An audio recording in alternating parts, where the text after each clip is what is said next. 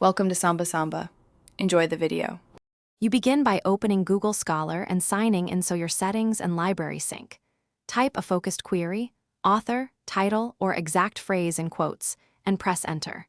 Once results appear, make sure to apply the date range and any inclusion filters that narrow options to peer-reviewed material. Use the left-hand menu to exclude patents or citations as needed. This gets you the most relevant papers quickly and prepares the needed entry for APA export. Once you find a relevant record, click into the article to verify journal name, volume, pages, DOI, and publication date. These elements determine APA accuracy. Then return to the result list and click the quotation mark cite icon. Select APA to view the auto-generated reference. If you use a reference manager, click bibtx or EndNote export to download formatted metadata. Make sure to cross-check capitalization and italics. Automated citations often need small manual corrections for strict APA compliance.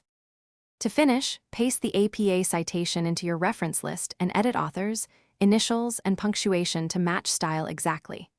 Make sure the DOI uses the proper DOI or URL format and the journal title is italicized.